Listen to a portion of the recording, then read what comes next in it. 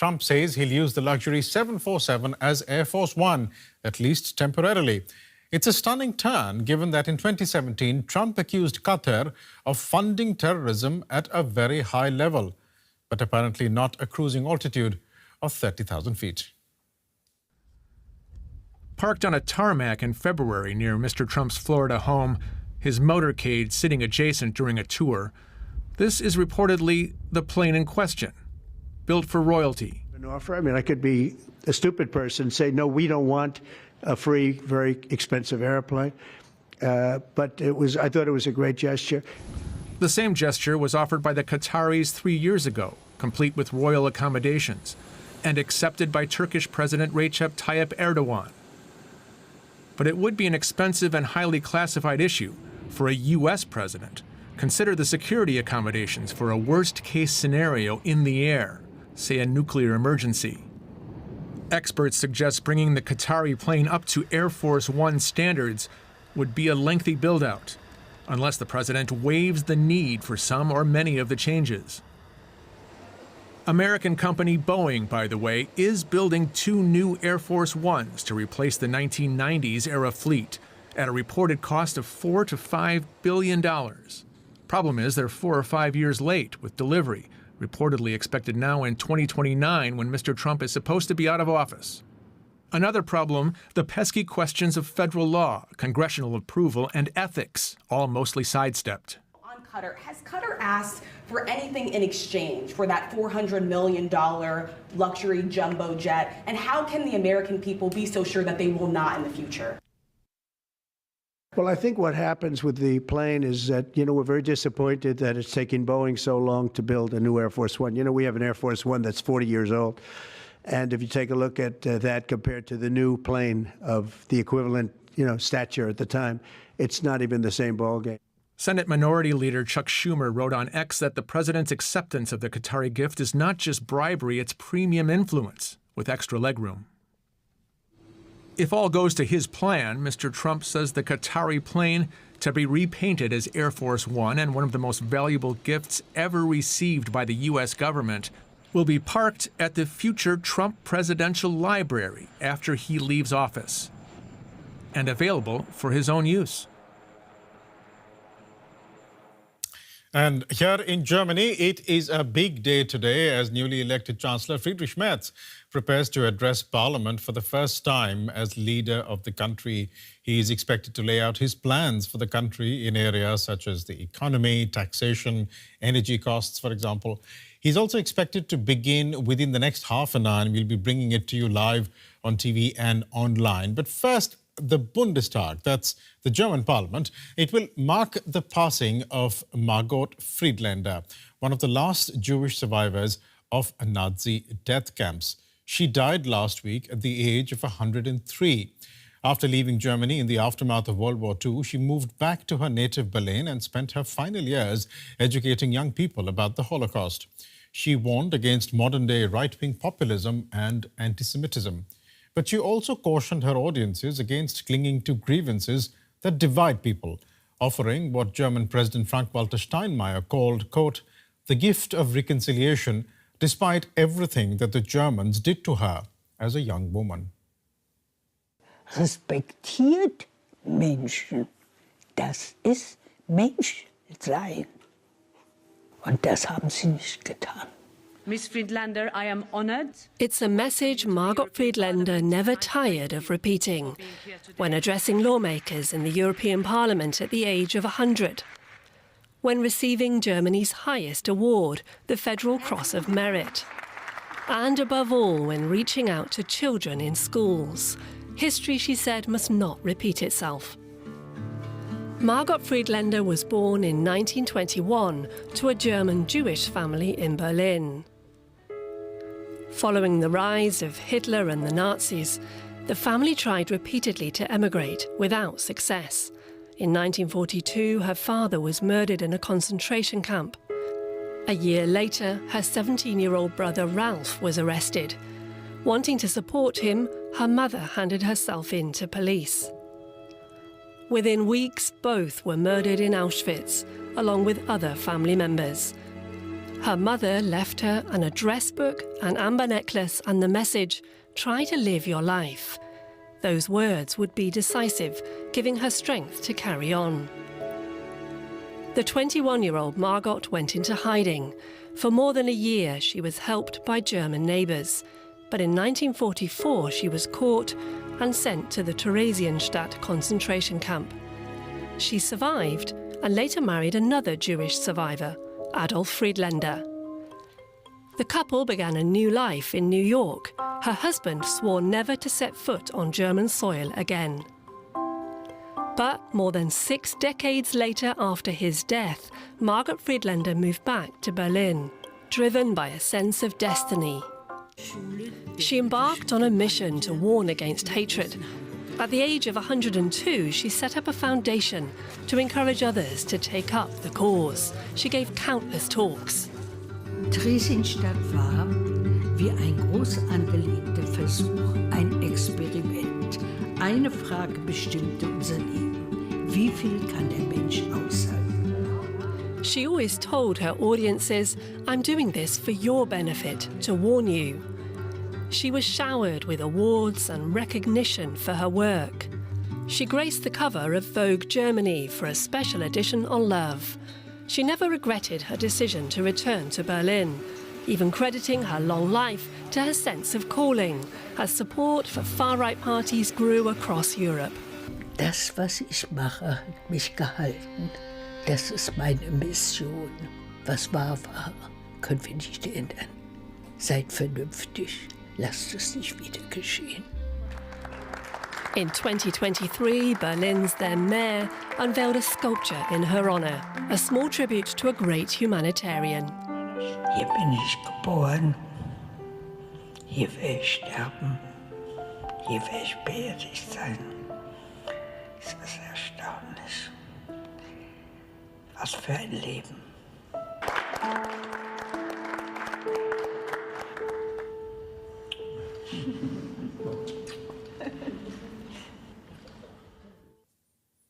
Margot Friedländer. DW's chief political editor, Michaela Küffner, is at the Bundestag. Michaela, what a life Margot Friedländer lived. How will she be remembered today in her death? Well, I just saw Julia Klöckner, the President of Parliament, walk past me here into the plenary session of the German Bundestag, the Parliament, and she will be the one who will be speaking about Margot Friedländer, what kind of person she was, but also the life she led and what kind of a special meaning she has for German commemoration of that darkest chapter, actually, of mankind, of the Holocaust, where some 6 million, mainly Jews, were murdered at an industrial kind of style by the Nazis, by Germany. And that was also all the more surprising that Margot Friedländer, at the age of 88, decided to return to Germany. She was very remarkable. I think it's quite interesting that when she then received German citizenship again, during that ceremony, she said that, look, you're only just giving me back what you took away from me. And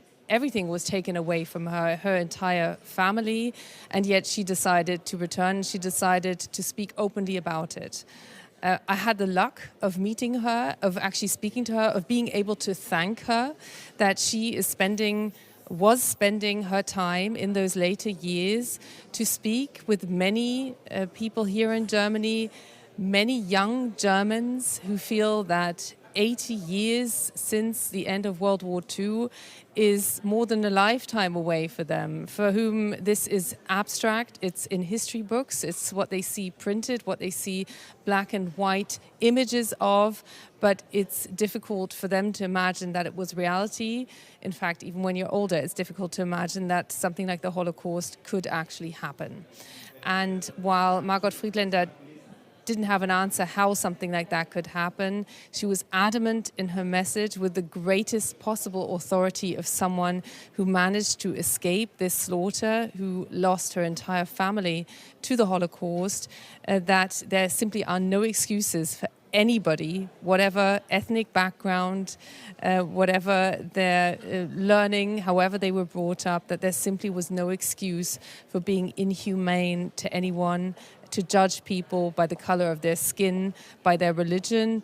Her message was there's only one type of blood, human blood, and she never became tired of repeating that wherever she went. In fact, only 2 days before her death, she held a speech sending exactly that message at the commemoration of the end of the Second World War on the 9th of May. Right. Michaela, as you're talking, our viewers are looking at live visuals from the Bundestag, where you have the German Bundestag President Julia Klöckner, who I believe is about to deliver a remembrance speech about Margot Friedländer. Let's just go to that, to those visuals from the Bundestag right now.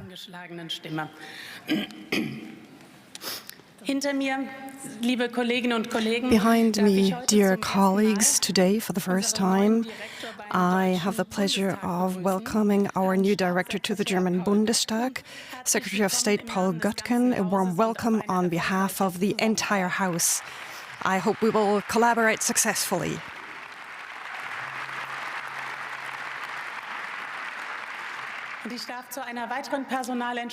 And there is another decision, the election of the Pope, that I would like to mention. Last Thursday, the College of Cardinals has elected Robert Francis Prevost as the new Pope.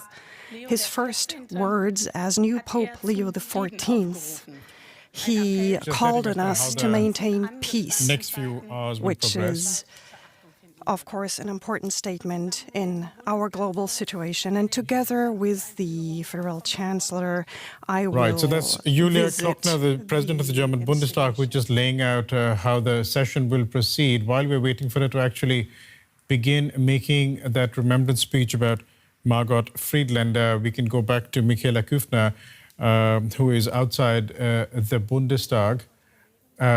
Just for a quick question, Michaela, you said that you met Margot Friedländer. Actually, hold on to that thought. We're going to go back into the Bundestag because Julia Klöckner has begun speaking. A Holocaust survivor, a contemporary witness, a reminder, and a reconciliatory person. The life of Margot Friedländer was a life of understanding. She taught us how to remember, not by looking back into the past, but as a mission for the future and the present. She was always shining and radiating, despite everything that she had to suffer. With her big heart and openness, she touched people. She brought peace.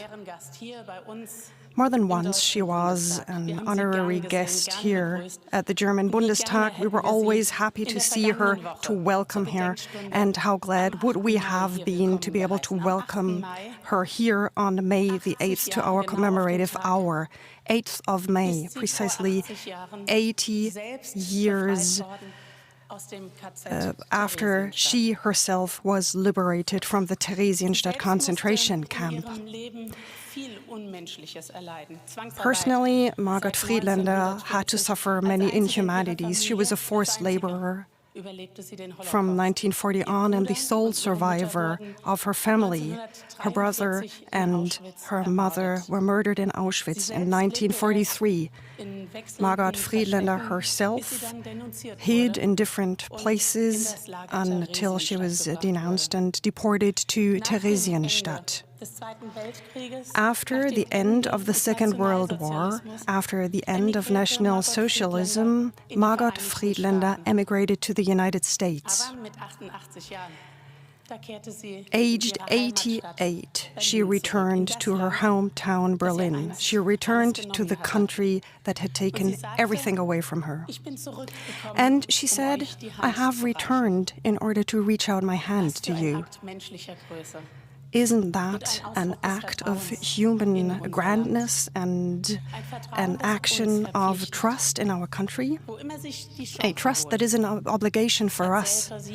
Whenever she had the opportunity, she told us about her history, her story at schools, universities, at public events, and whoever listened to her became an eyewitness in order to keep her memories awake. Every encounter with Margot Friedländer, she was an inspiration. In 2023, she founded the Margot Friedländer Foundation in order to carry on her work. There is an award of the same name that honors people who stand up for the values that were so important to her. Try to live your life.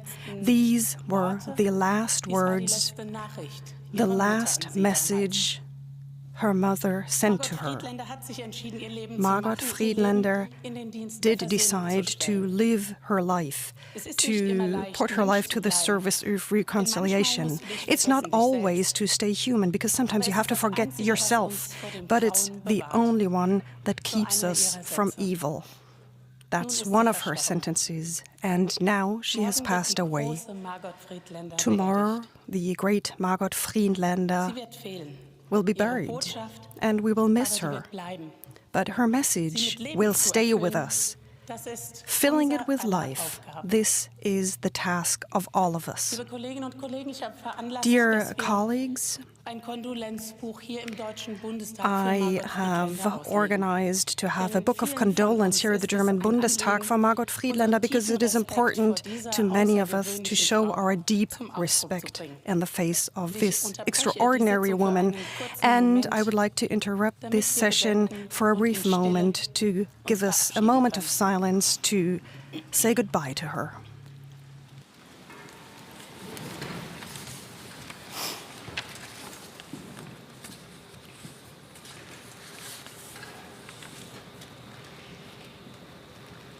Ich bedanke mich bei Ihnen. Thank you.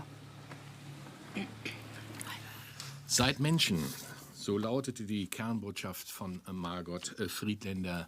And that was Julia Klöckner, the president of the German Bundestag, who just delivered a remembrance speech about Margot Friedländer, who died last week at the age of 103. She was one of the last remaining survivors of the Nazi death camps during World War II.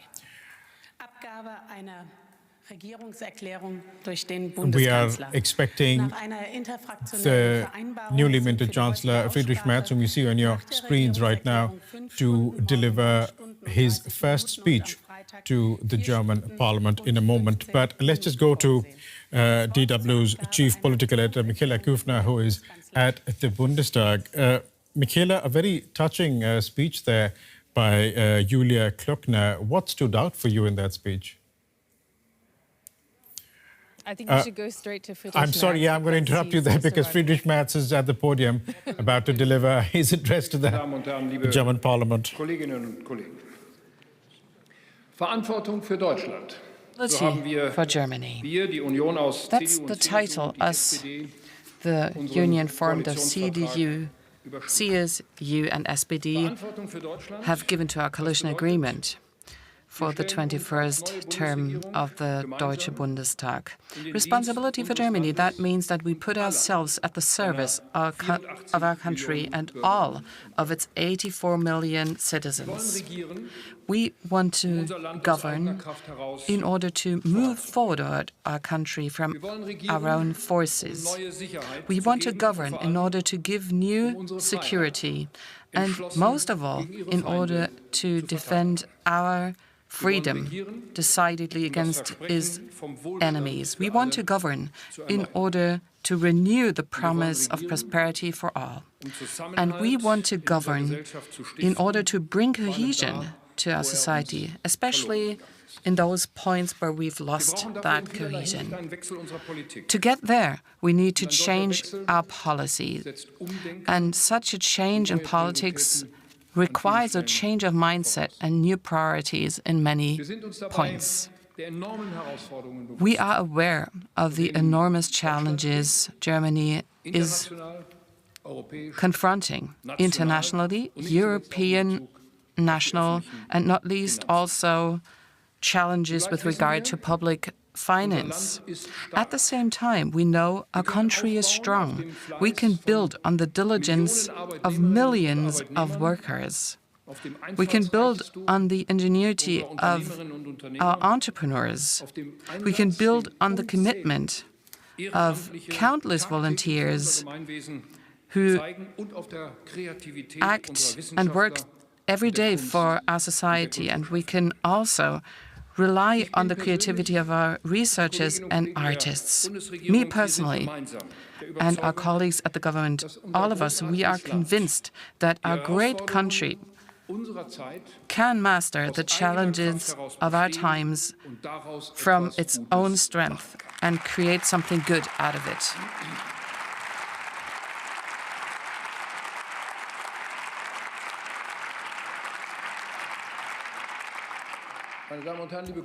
Ladies and gentlemen, dear colleagues, you know that my parliamentary group and I, personally, as opposition leader, did not agree with all the decisions the previous government took.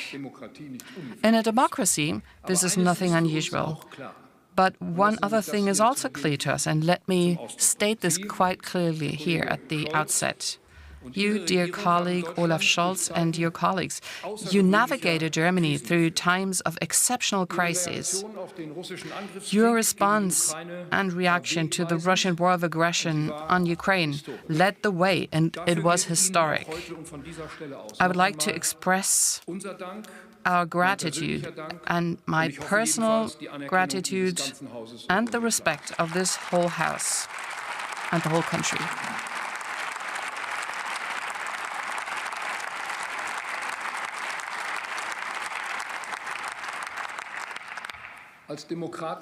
As Democrats of the political center, we're united by the commitment we have to the well-being of all. We do not want to describe problems, we rather want to solve them. And to that end, we want to use the democratic forces from the center of our country. We could sense that in the past, the peaceful change from one government to the next. Also in the world of democracies is not a given anymore. This change shows the democratic maturity of our country because it was professional, seamless and friendly.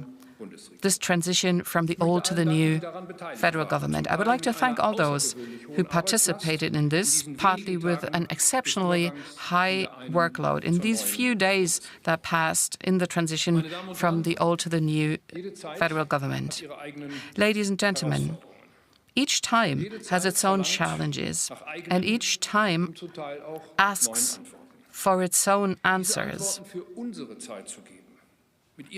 So giving these answers for our time, with your collaboration and support, dear colleagues, that's what it means for me to take responsibility for Germany. We're seeing a world in motion, in turmoil, really.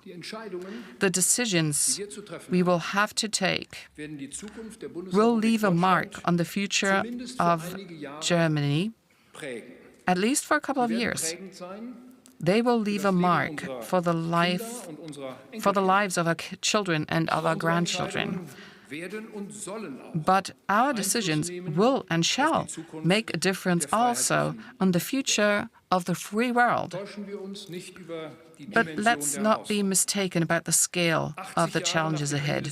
80 years after the end of World War II, and in the 35th year of the reunification of our country, our freedom is being attacked through the enemies and adversaries of our liberal democracy more than ever before.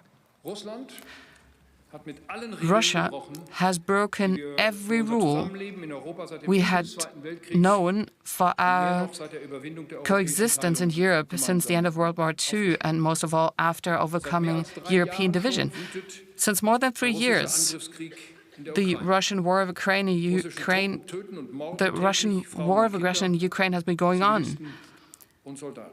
Women and children, civilians and soldiers are losing their lives every day. Hundreds of thousands of casualties have been caused through this war, also on the Russian side. This terrible war, dear colleagues, and its end will not be deciding only about Ukraine's fate. The end of this war will also decide about whether in the future law and order will prevail in Europe and in the world, or whether it's going to be tyranny, military force, and the sheer law of the strongest.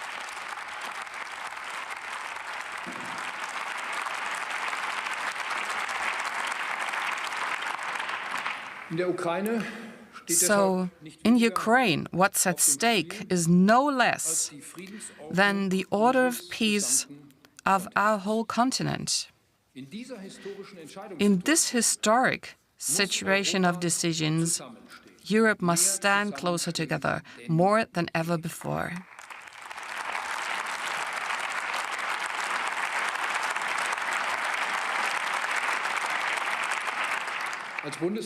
At the federal government, we will focus on moving Europe forward in times in which, as a continent, we will have to find and defend our position in the world.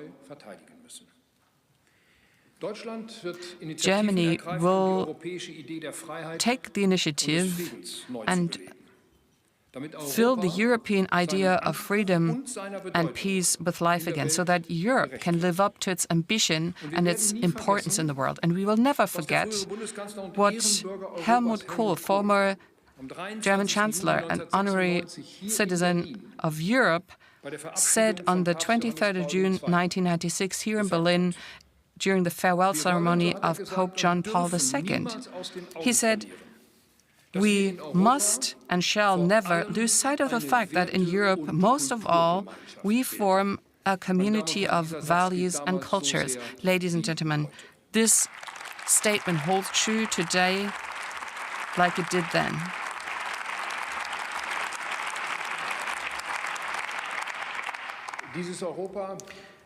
Europe is looking at us. It's looking at Germany. Europe is expecting something from us. The new German government is accepting this responsibility. We offer our partners and our friends reliability, especially through a foreign and security policy which will serve a strong Europe. We will offer a foreign and security policy guided most of all by our interests and by our joint European values. We will create a new National Security Council in which the national and state governments, as well as all security experts, will contribute their knowledge. The new council will offer strategic guidance, and in cases of crisis, we will be able to act swiftly. And in agreement with our European and international partners, we will deepen this collaboration in joint and mutual respect and considering different views. So you've all been able to follow this through the media coverage. In my first full day in office, I traveled to Paris and to Warsaw.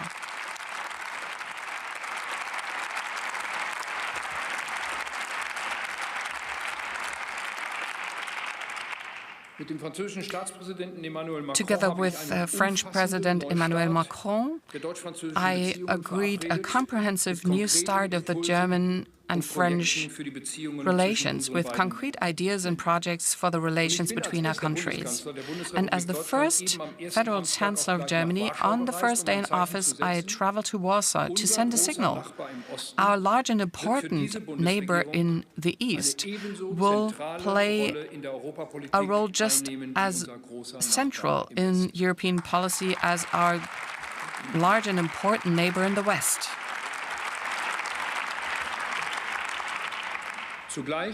At the same time, Germany will always keep being a close partner and ally of the smaller and medium-sized member states and states, especially member states of the European Union. On my third day in office, I met the President of the European Council, Antonio Costa, in Brussels, as well as the President of the European Commission, Ursula von der Leyen, and Roberta Metsola, the President of the European Parliament. I promised the European institutions that Germany will be reliable again. Those times in which Germany just quite simply abstained in major questions of European politics, these times will be over from now on.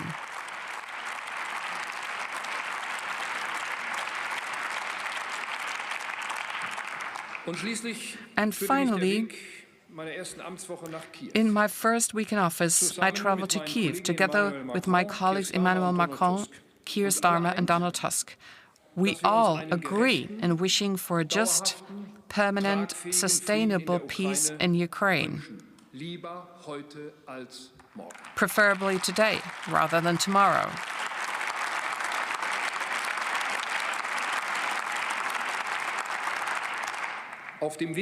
On the way getting there, we will be guided by three principles. First, we will provide powerful support to Ukraine, which is under attack. I reassured President Zelensky upon my visit in Kyiv last weekend of that again. And one thing is clear, we're not a war party and we don't want to become one. But we're not a neutral third party either, nor mediators in between the front lines. There can be no doubt about where we're standing. We unconditionally stand by Ukrainians. We stand by the side of all those people in the European Union who are committed to democracy and rule of law state, who want to live in freedom and in an open society.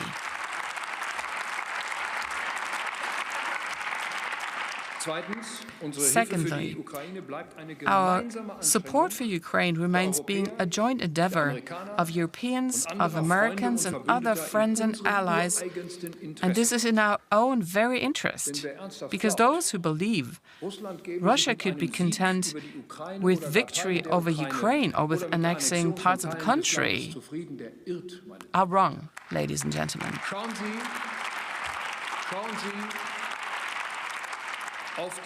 Just look at the poison attacks and at the killings in numerous European cities, also here in our capital city. Look at the cyber attacks against our data infrastructure. Look at the physical destruction of many data cables and submarine cables, also through the so-called shadow fleet of Russia. Look at the acts of espionage and systematic sabotage and disinformation of our population. Ladies and gentlemen, this is mainly what the Russian government did, also here in our country.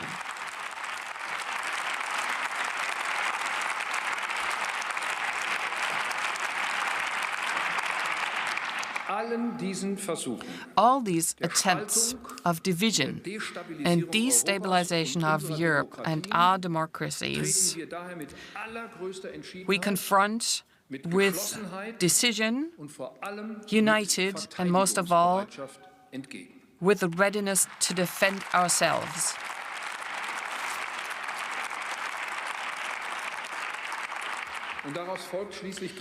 And from that, it follows that with this attitude, we can't just have peace dictated upon us, and there can't be any submission under facts that are brought about by military action against the will of Ukraine.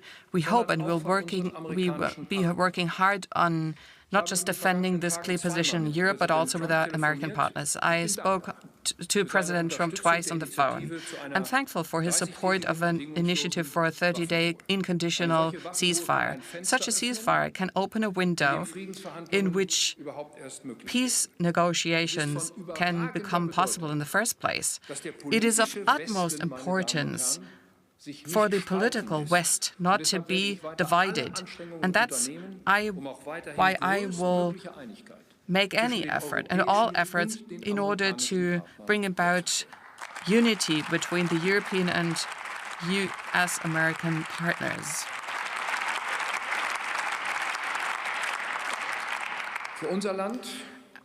For our countries, it holds true at the same time that we will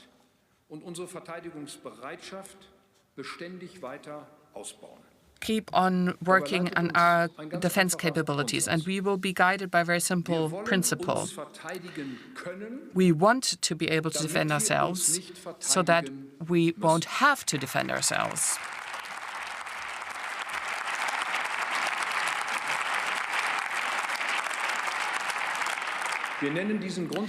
This principle we've been calling deterrence for decades.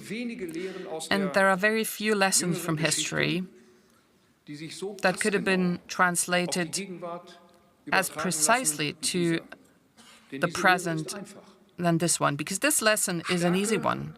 Strength shies away aggression.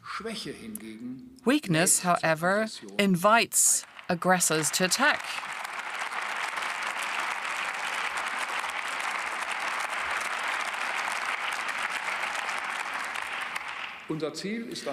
It's our goal to see Germany and Europe standing so strong that we won't ever have to use our weapons. To that end, we will have to take on more responsibility within NATO and also in the EU.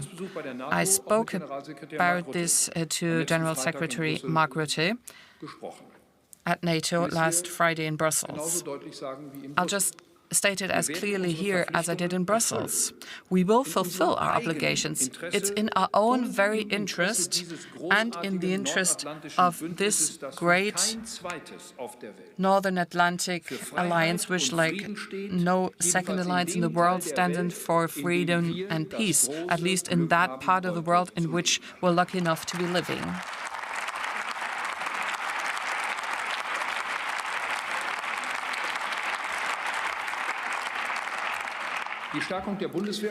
Strengthening our armed forces comes first in our own politics.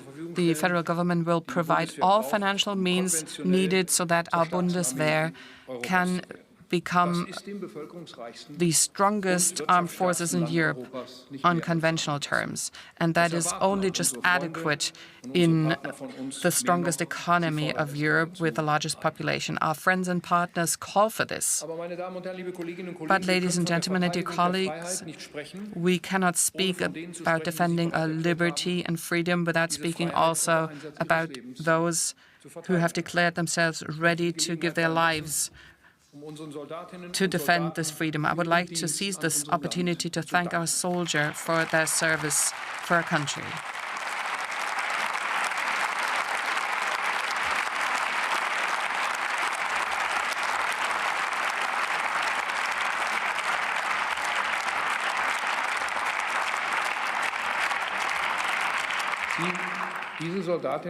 These soldiers,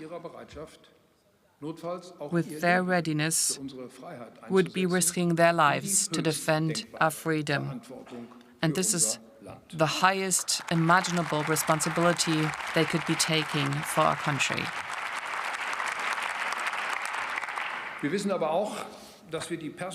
We also know that we must urgently improve the personnel resources of our armed forces. This is why we will create a new, attractive, voluntary military service. There are many young people in our country who are ready to take this responsibility to defend Germany and its security. We will promote this, and we want to promote this. Ladies and Germany, Germany's security and power to shape this world, this goes hand in hand with our economic strength. The economic foundation of our country is still strong. We have innovative companies in our country, many world market leaders. We have a strong, medium-sized company base with great workers and employees. We see employees who bring a high performance every day. We have highly skilled experts and the best brains in research. Our economy is still competitive to a large extent, but the framework conditions are not excellent anymore. There's more and more regulation. There's an overwhelming degree of bureaucracy, a porous infrastructure, very expensive energy supply, and a high tax load. That's been hindering the full tapping of potential that our economy has. As a result, Germany's economy is in a phase of recession. Such a long phase with no economic growth we have never seen before in the history of our country. There's jobs at stake, also in Germany's key industries, like in automotive, in chemical production, or in mechanical engineering. This is why we will do everything to bring Germany's economy back on a growth path. We want to invest and we want to reform. Both go hand in hand.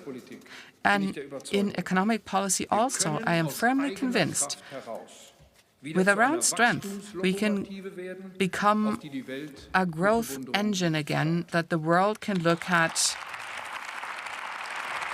with great respect.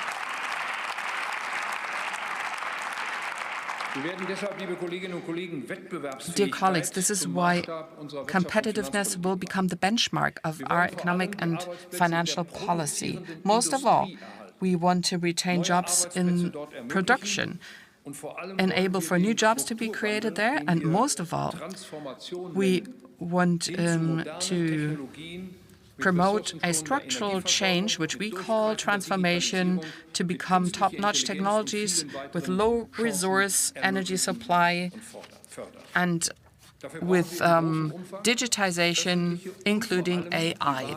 In order to do that, we need public and private investments. We will start the first measures this summer already. Those companies who will invest in new machines and in new assets or digitization will be able to have a tax allowance for 3 years in a row of up to 30%. From 2028, we will lower corporate tax in 5 steps annually by 1% each. This will create reliable investment conditions, which will make Germany attractive again, also in an international comparison. And also, colleagues, we want to strengthen the resilience of our infrastructure.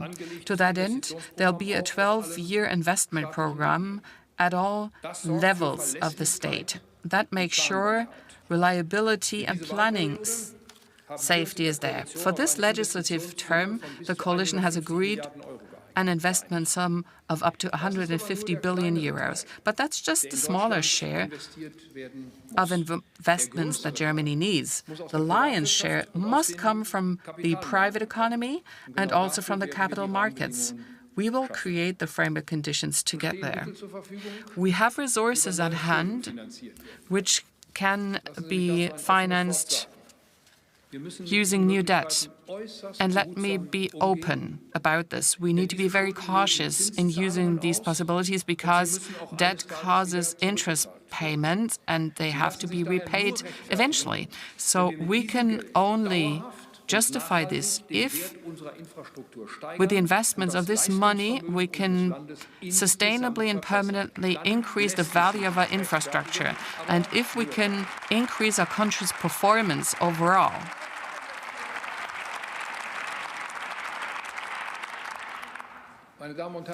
Ladies and gentlemen, I was born to a generation for which there was only steps ahead all the time. So prosperity for all. Our society, our economy, has lived up to this great promise Ludwig Erhard once made for many people, first in the West and, luckily, in the meantime, also for many in the east of our country. But many people in Germany, especially younger people, are doubting whether this promise still holds true and whether we can even live up to it today.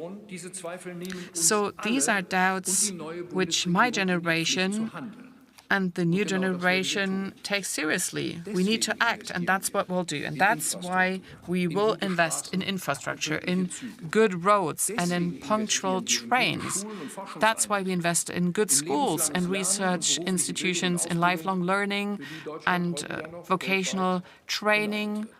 that Germany is still being envied for worldwide. We invest in a modern state and digital administration, which will not force citizens to do things, but which will support them and help them move forward. All this is not just the mandate of economic policy-related reason. It's also the best way to win back our citizens' trust in the capability and performance of our state and its institution. And with that, it's a basic condition for our democracy to succeed. And of course, money alone will not do. Reforms must go hand in hand with these investments. Most of all, we need a courageous taking down of overwhelming bureaucracy in our country. And to that end, we need a change in mindset in all of our heads. The countless reporting obligations we will take down. We will modernize and digitize administration. And the competences to that end, we will bundle for the first time in a new ministry for digitization and state modernization. So administration services must be facilitated through an easy platform.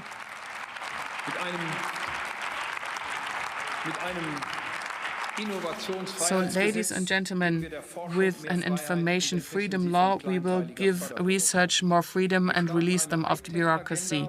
We will starting a high-tech agenda to promote top-notch technology. We will set the course so that Germany will become a country of startups and will become home to technologies like AI, biotech, or fusion energy. We will be creating a central platform which will digitally bundle all applications and give an answer within 24 hours. There's one important condition for that. Our openness and our tight collaboration with all parts of the world must be preserved. 1 out of 4 jobs in Germany, directly or indirectly, depends on foreign trade.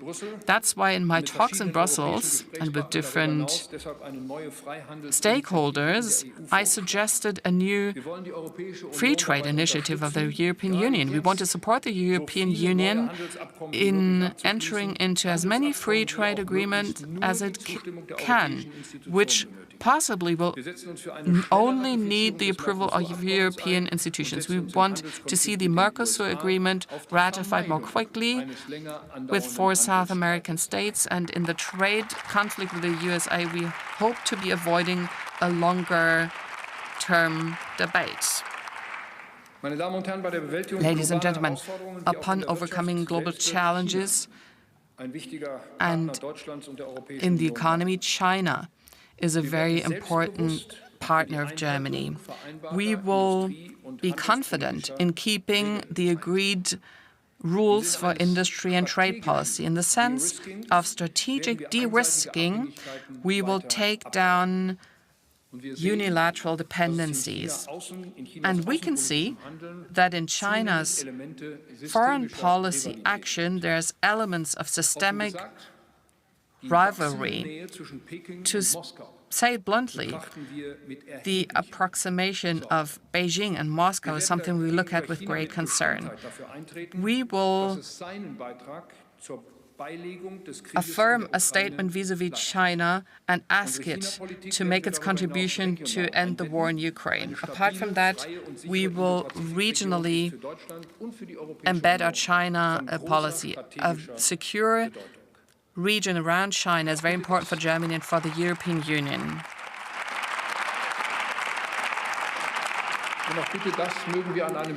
And also on a day like this, we have to consider that the international order has seen profound changes. It is marked by rivalry of systems and large power politics. We've learned that we need to diversify our supply chains and take down unilateral dependencies. For our government, this also means we need to deepen and widen our partnerships in this world wherever our partners build on the same principles. That's why we want to invest in our relations with the dynamic economies in Asia, be it India, Japan, Indonesia, or many others. We also want to deepen our collaboration with our southern neighbors on the African continent. Africa being a continent which, to my mind, in the last year and decades, did not get the attention it deserved from Germany and Europe. We want to actively shape this collaboration in economic policy, but also in controlling migration and in keeping peace and security. In parallel, it's very important for me to state this, together with France and the other European member states, we will do everything to further deepen the European internal market, because the European Union, by far, is the most important market for our companies. That's why here, just like in regard of defense, new strength will emerge from Europe standing together more closely.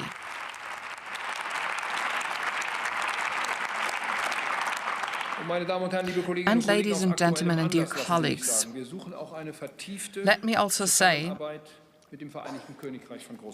at this moment that we're looking to deepen our collaboration with the UK, not just in security and defense policy, but also in trade policy and economic policy, as well as in research and science. All in all,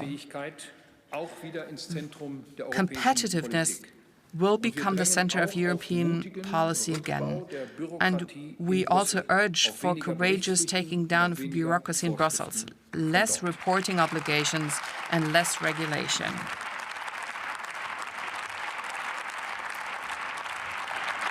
Ladies and gentlemen, much of what I am saying today might sound like it was a little bit too detailed.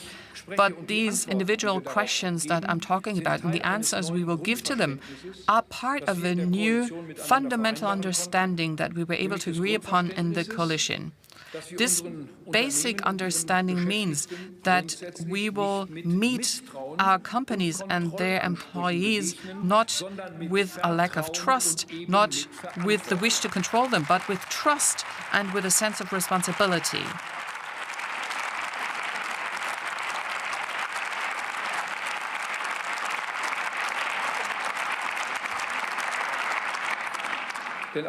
Because companies, workers, employees, also employee and employer representatives in the companies, employers' organizations and trade unions, they all take responsibility and they deserve our trust. They deserve more freedom and support instead of mistrust and more regulation.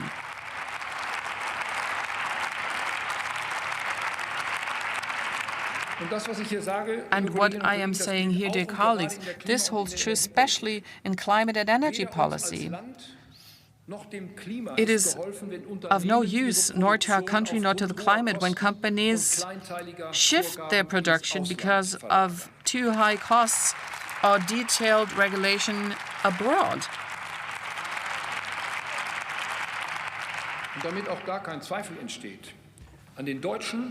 So don't be mistaken. We will stick to the German and European climate targets. But in order to meet them, these targets, we will find new pathways with carbon pricing as a central element, because this is a market-based approach which sets incentives. The income from that measure will not just disappear in our state budget, but will be handed back to the economy and to our citizens. And ultimately, we will focus on affordability, cost efficiency, and supply security in our energy policy, free from ideologies and open to technology.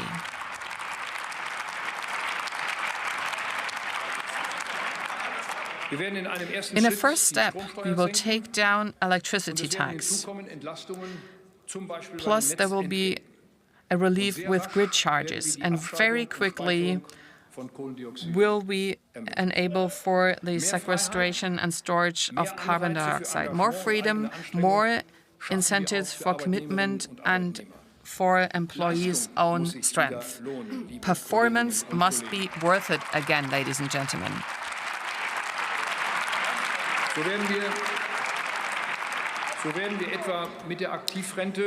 We will, for example, introduce the active retirement in order to enable voluntary work beyond the age of 67. Employees as well as companies will become more flexible with the help of a weekly instead of a daily maximum number of working hours. And as soon as the financial leeway is there and economic growth once again plays a decisive role, we will relieve the tax burden on small and medium incomes.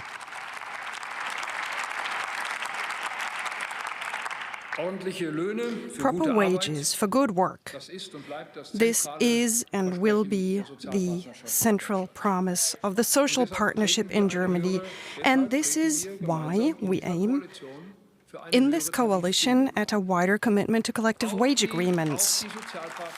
Our social partners, too. The social partners, ladies and gentlemen, companies and trade unions, are responsible, and we trust their responsibility, but at the same time we demand it. And this is why we have agreed to keep up the Committee on Minimum Wages. At the same time, we believe that a minimum wage of 15 euros in 2026 is possible in the face of the development of collective wage agreements. It is possible, it is desirable, but we will not formalize it legally.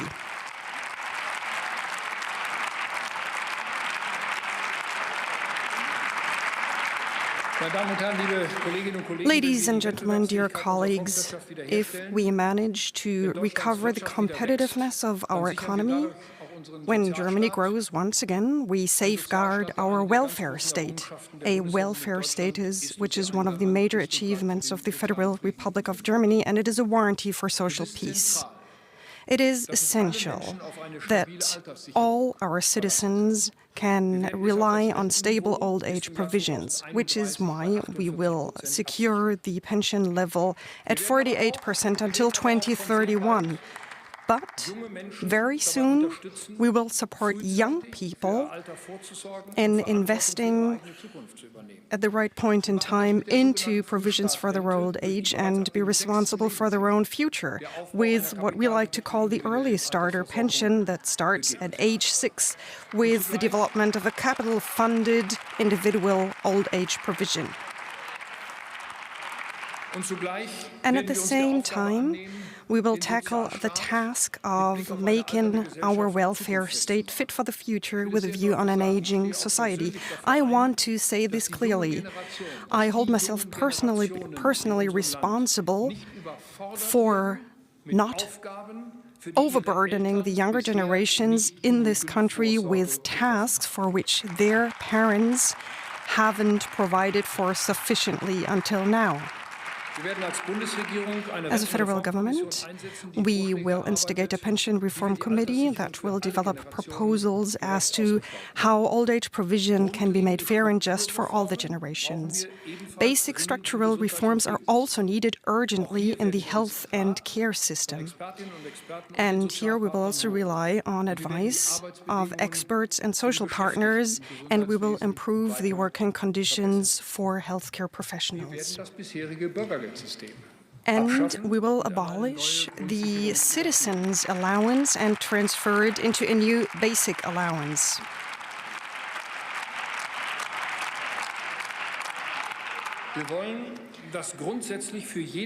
We want to make sure that everybody who receives social benefits always has sufficient incentives to achieve a higher income or start insurable employment, which is why we will reform the regulations on additional income and the withdrawal of transfer payments between different welfare systems will be aligned in a better way. Ladies and gentlemen, one of the most important questions of our time, and of course I have to discuss this here today, is affordable living for families or pensionists with a small income or young people, especially in urban clusters. Housing must be and stay affordable. And in places where prices have already increased too much, it has to become affordable yet again. Affordable housing means, more than anything, building, building, and building more.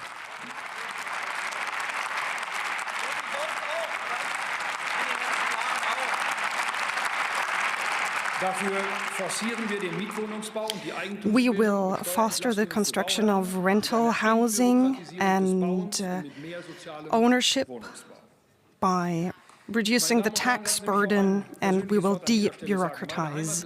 Ladies and gentlemen, on a personal note, you all know that I come from what is referred to as the rural area in Germany. Maintaining this rural area, its culture and its way of living, that is personally important to me. And it is very essential to safeguard a diverse, high-performance, sustainable agriculture and forestry. And I'm saying that here because in this area, the challenges are manifold, starting from climate change to mechanization or a lack of skilled workers or an overburden of red tape. These are challenges we must tackle, that we will tackle, because only if our forestry and agricultural companies are doing well, only then will we have reliable regional value creation and a stable supply of consumers everywhere in Germany, a supply with healthy food.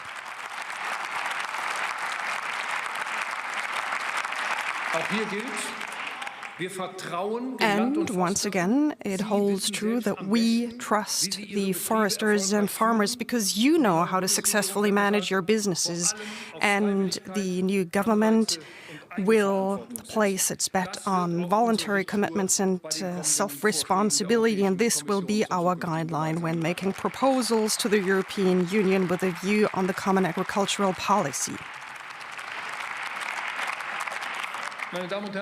Ladies and gentlemen, dear colleagues, we are also responsible for the maintenance of our open society.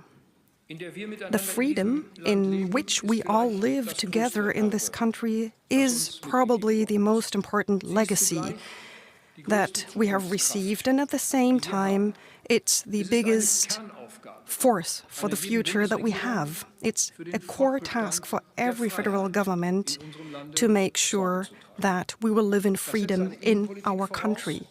This requires internal policies that find an effective means to defend ourselves against the threats against our freedom. Our citizens expect, and expect rightly so, to be able to move without fear in the digital and in the public space. They deserve the highest degree of security and protection. Despite the heightened security situation, Germany still is a very safe country, and this is the essential achievement of our police forces. They are the face of our country and often show high personal commitment. And among the many things that we can be proud of as Germany, for me, it is very important to highlight the readiness and the professionality with which our police forces, the first responders, and our soldiers face their daily work.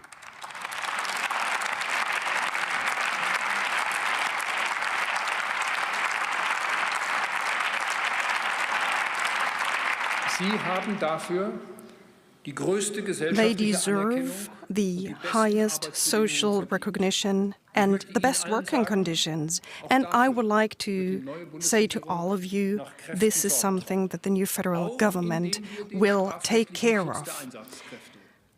For example, by improving the legal protection of our armed forces and police forces. Ladies and gentlemen, the increase of aggressions and violence against our police forces will never be tolerated.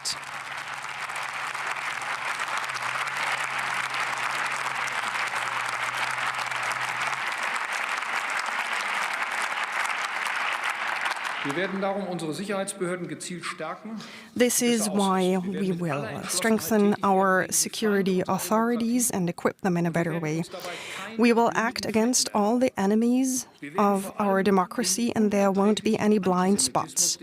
We will face the intolerable anti-Semitism that we see in an old and new form in German streets and the German public, and even in the realm of art and science on a daily basis. I have to say it once again, we should be ashamed. And we are responsible for our history. Germany has to be a safe haven for Jewish people.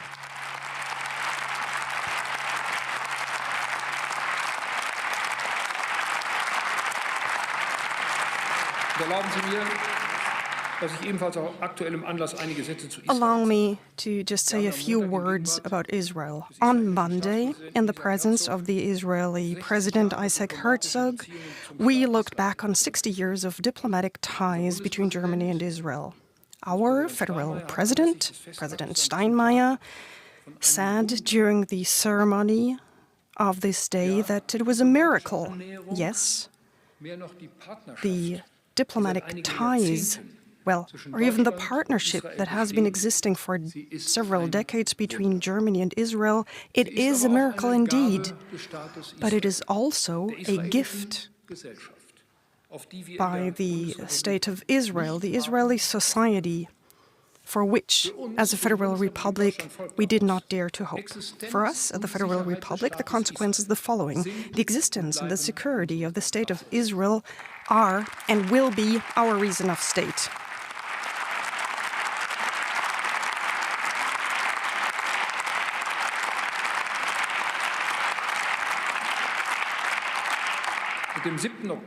With the 7th of October, this historic responsibility has once again taken on a very concrete shape. On this day, Israel was attacked in a barbaric way. Survivors of the Holocaust had to witness how their relatives were taken hostage by Hamas. And this is why I would like to say to our Israeli friends that we stand by Israel.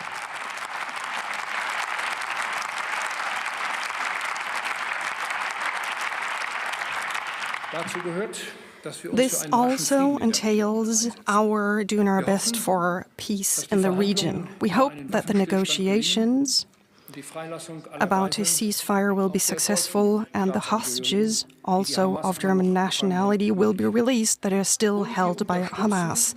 And we support all the endeavors and expect them for a better humanitarian care of the citizen in Gaza, whose suffering we see, the suffering of children, of women, of the elderly, above all. Today, we heard news that there is an acute famine in Gaza. It is our humanitarian obligation, ladies and gentlemen, dear colleagues, of all of those involved, and once again I would underline all of those involved, to put a quick end to famine in the region.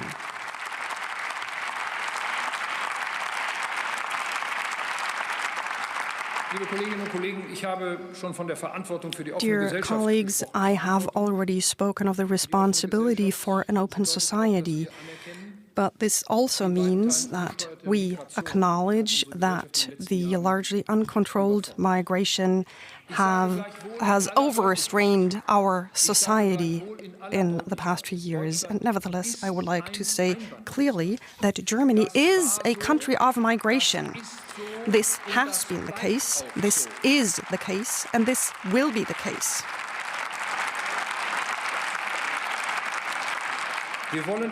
And we want to remain a friendly country full of respect, especially with a view on those who have come to our country, who live in our country, work here, and have become German nationals and as such an established part of our country and our society. They are a firm and indispensable part of our society and our country. But the development of the past 10 years has also shown that we have allowed for too much uncontrolled migration and insufficiently qualified migration into our labor market and especially our social welfare systems.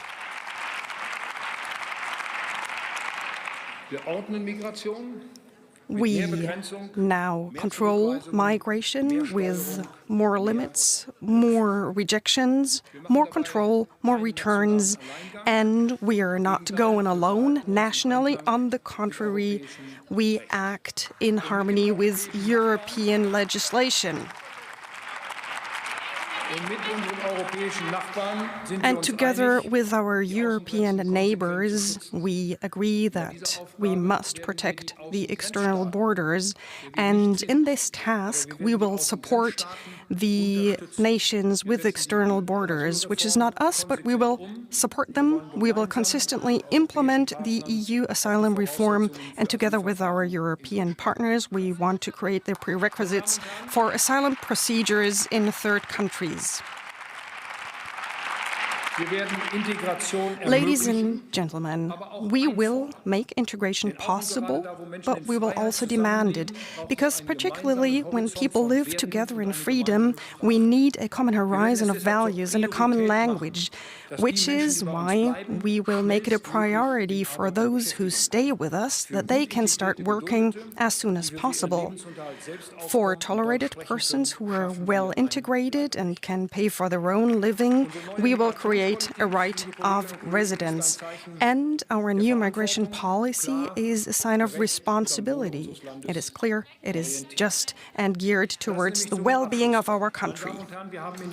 Let me conclude. Ladies and gentlemen, over the past few weeks, we have set the foundation for a cooperation between CDU, CSU, and SPD on the basis of trust. I'm grateful for that.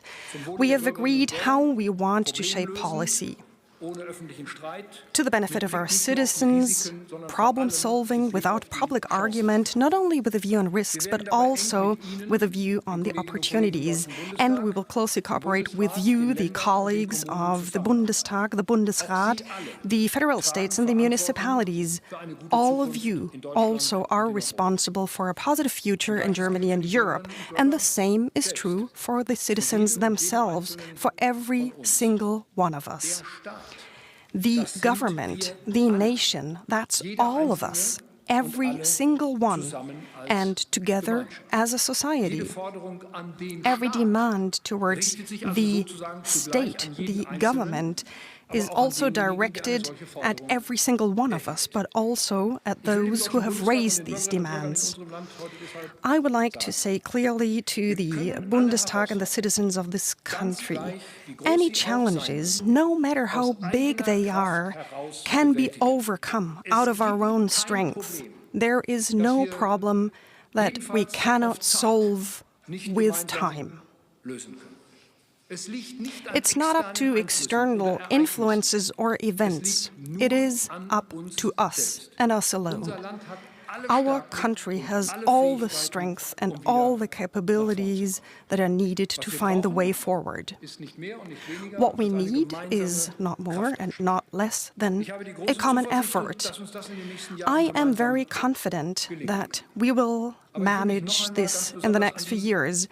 But I would like to turn to the younger generation here. The new federal government will do its utmost for a new intergenerational contract. We know that in the face of demographic change, we have this term to set the course for your future. We know that it is your opportunities for which we work today. But I would like to ask you to, please join forces, because the future is yours and we want to work towards this together.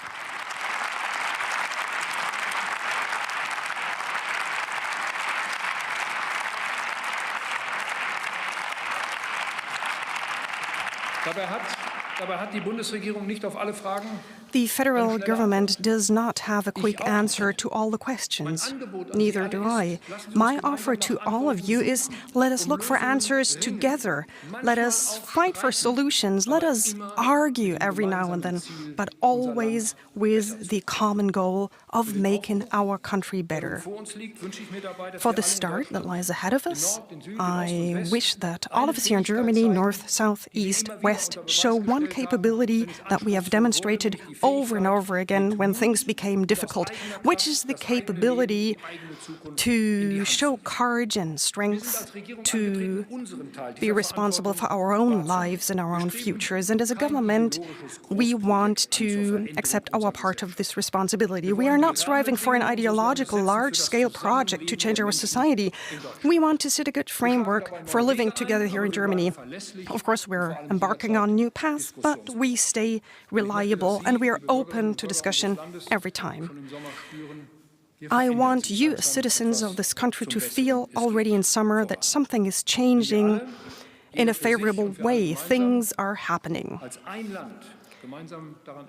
If we, all of us together, work towards this as one country, we will be successful. And as a personal remark, I would like to conclude that everything that I can contribute as Federal Chancellor of the Federal Republic of Germany, this is what I will do in the next years, with what I am capable of, with all my might, out of responsibility for Germany.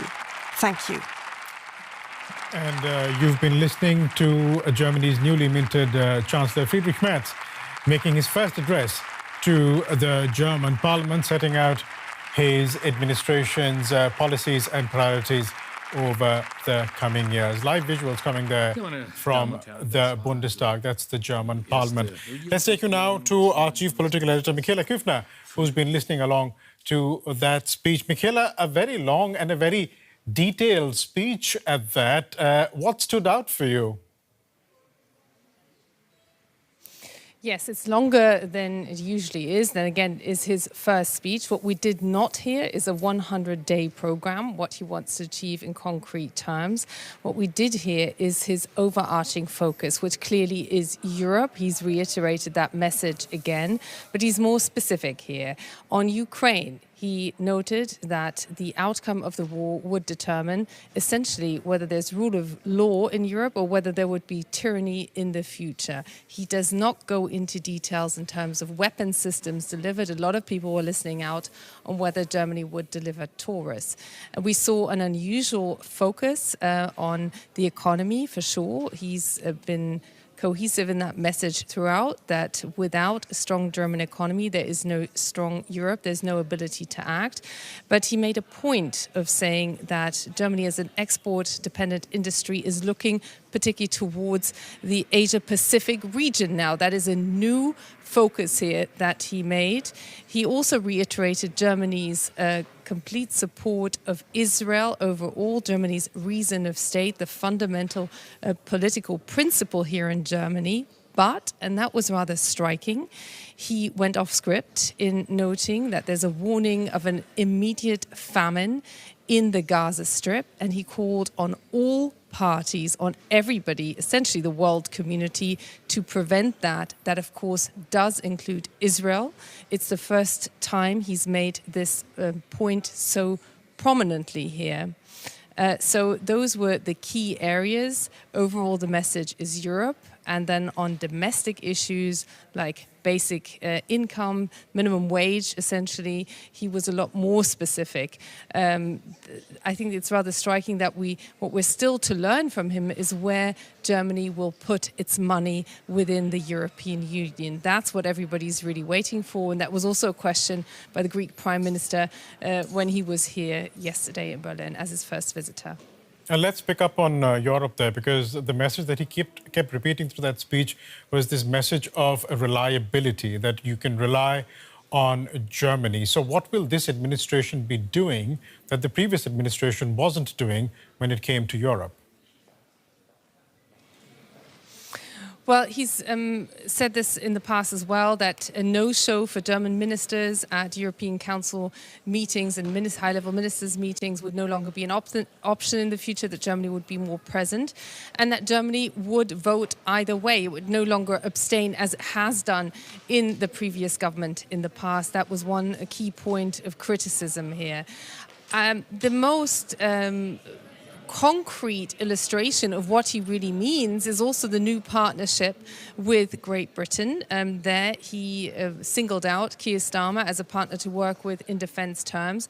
And we saw that when Emmanuel Macron, Donald Tusk of Poland and Keir Starmer, the British Prime Minister, met together to travel to Kyiv over the weekend, as we are, of course, still waiting whether there will potentially be a truce in Ukraine or not. That is something that will unfold over the coming hours.